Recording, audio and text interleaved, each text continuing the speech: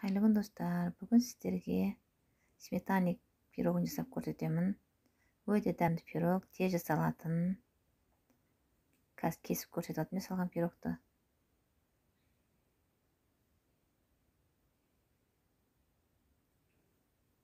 Міне осындай пирог. Өте жұмсақ, дәмді.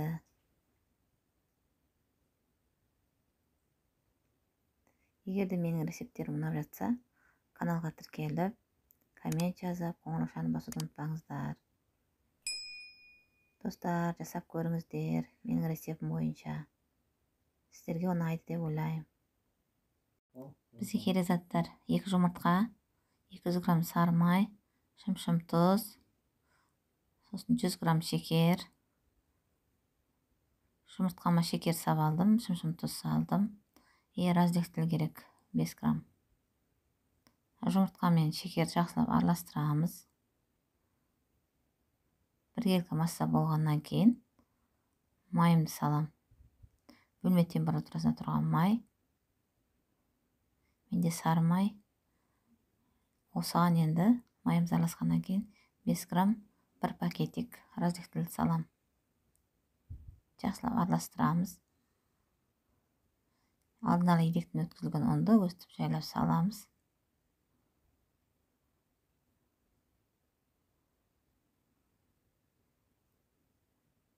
Ұн менде 250 грамм. Енді қолдың көмегімен жақсылап қамырымызды илейтін боламыз тестамызды. Жұмсақ болу керек, жұмсақтық осындай.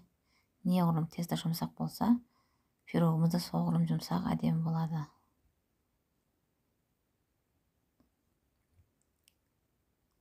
Формамызға салып, осылай қолдың көмегімен жайып, шет-шетінен бортиктер шығарып аламыз.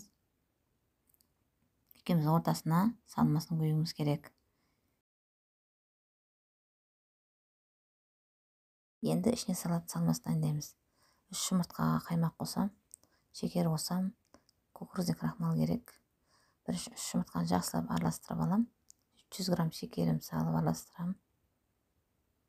Оған 400 грамм қаймақты қосам.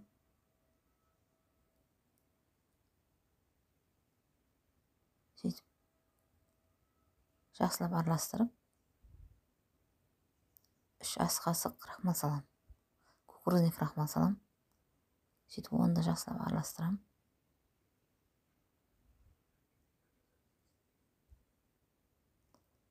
Біздің салмамыз дайын. Енді формадағы тестамызға белгімен шамалы шаншылап, ортасына дайын болған салмамызды құямыз. Сөйтіп 160 градуста 40-50 минутта пісіріп аламыз пирогымызды. Міне пирогымыз пісті. Бетіне аздаған сахарный пудра себеміз. Сыртқы қалпын шешіп алым. Қалыпты салқындағаннан кейін шешіп алу керек.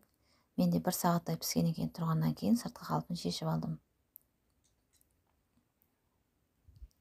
Енді қазір кесіп көрсетем.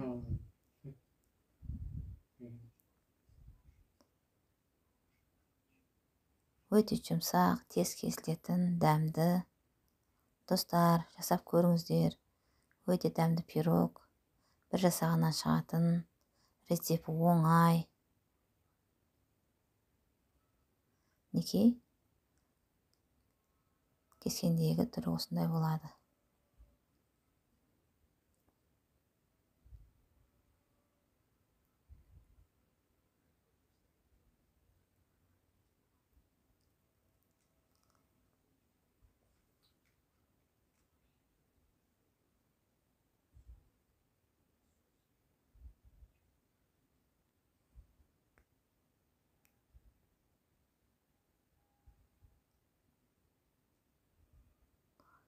Қазір дәмін көреміз. Өте жұмсақ, оңай кесіліп тұр.